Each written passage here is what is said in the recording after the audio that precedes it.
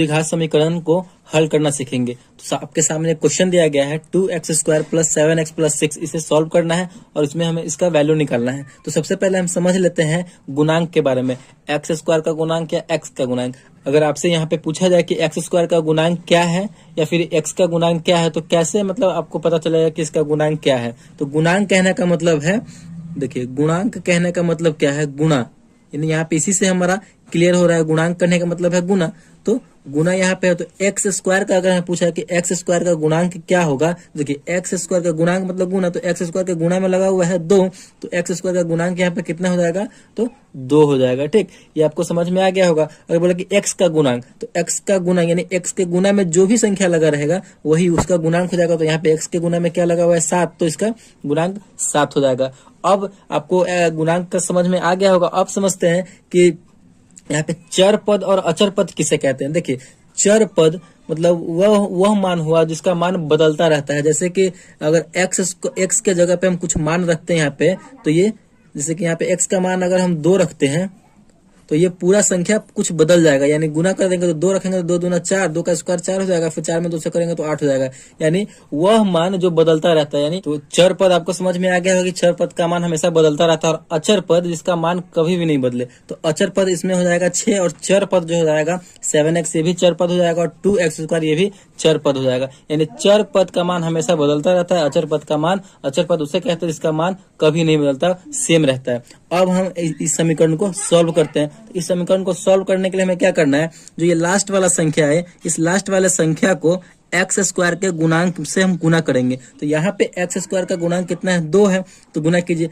6 में। जब हमेशा याद रखिएगा कि लास्ट वाले संख्या से हमें x² के गुणांक में गुना करना है, मतलब गुणनखंड इसका आप निकालिए।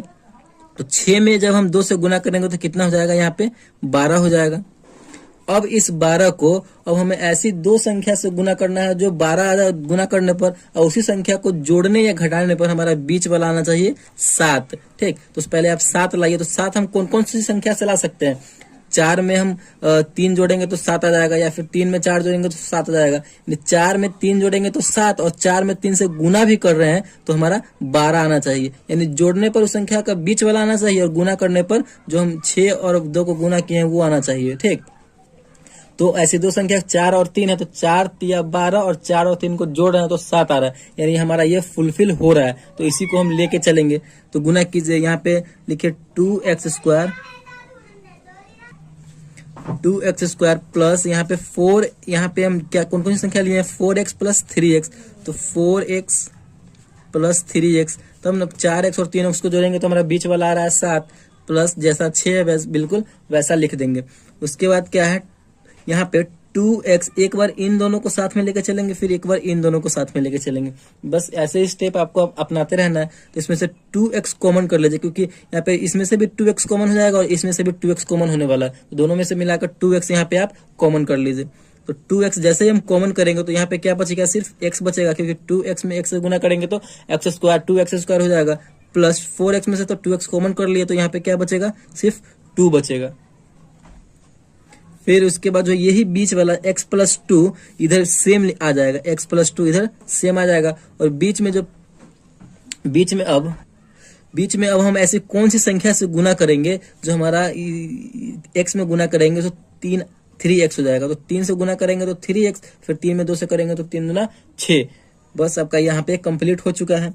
एक बार इन दोनों को साथ में ले लीजिए, 2x + 3, फिर x + 2 और x + 2 इन दोनों सेम है, तो इन दोनों में से कोई एक ले सकते हैं, तो x + 2 यहाँ पे आ जाएगा। तो यहीं पे आपका ये कंप्लीट हो जाता है द्विघात समीकरण। तो इसी टाइप से हमें द्विघात समीकरण को बनाना है। चलिए एक और क्वेश्चन ले लेते हैं और उसको सॉल्व करते हैं। तो दूसरा क्वेश्चन आपके सामने, दूसरा क्वेश्चन क्या है, 2x² - 5x + 3 है। तो इसको सॉल्व करना आपको हम क्या बताएं कि लास्ट वाली संख्या से हमें x² के गुणांक में गुना करना है। तो लास्ट वाली संख्या से x² के गुणांक में कितना है, 2 है, तो 2 से गुना कीजिए 3 में, यहाँ पे हमारा आ रहा है 3 दूना 6। अब हमें बीच वाली संख्या यानी 5 लाना है। तो ऐसी कौन सी संख्या को जोड़ेंगे जो 5 आ जाए, या फिर घटाएंगे तो 5 आ जाए। ठीक, तो अगर हम -5 लाना, तो -3 और -2 को जोड़ते हैं तो हमारा यहाँ पे -5 आ रहा है, और इन दोनों को गुना करके देखते हैं तो हमारा ये संख्या आना चाहिए, जिससे हम गुना किए हैं वो आना चाहिए। तो इन दोनों को गुना करते हैं तो हमारा 6 आ रहा है, यानी बिल्कुल ये फुलफिल हो रहा है। तो -3 और -2 को लेके चलेंगे। तो यहाँ पे लिखे 2x² माइनस 3x और माइनस 2x को जोड़े हैं, -3x और -2x को जोड़े हैं तो 5 आ रहा है, +3 है तो +3 लिख देंगे। फिर इन दोनों में से जो है आप देखिए, इन दोनों में से x कॉमन होने वाला है, एक बार इन दोनों को साथ में लेकर चलेंगे, एक बार इन दोनों को साथ में, तो इन दोनों में से x कॉमन होने वाला है तो x कॉमन कर लीजिए आप। तो यहाँ पे क्या बचेगा, 2x माइनस 3 बचेगा, क्योंकि यहाँ पे x एक कॉमन हो गया तो 2x और 3x में से x कॉमन हो गया तो 3। बिल्कुल सेम इधर जो है, इधर भी एक बॉक्स में आप लिख लीजिए 2x माइनस 3। अब यहाँ पे हम कौन सी संख्या से गुना करेंगे इन पूरा में जो 2x प्लस 3 आ जाए, तो यहाँ पे हम करेंगे -1 से गुना, -1 से गुना करेंगे तो -1 में 2x से करेंगे तो -2x, -1 में -3 से करेंगे तो +3 हो जाएगा। यहाँ पे हमारा ये कंप्लीट हो चुका है। एक बार इन दोनों को साथ में लेकर चलेंगे तो x माइनस 1, फिर इन दोनों को ये सेम है तो इन दोनों में से कोई एक 2x माइनस 3, आपका यहाँ पे ये कंप्लीट हो जाता है द्विघात समीकरण। तो आई होप आपको वीडियो अच्छे से समझ में आया होगा, और वीडियो अच्छा लगा तो प्लीज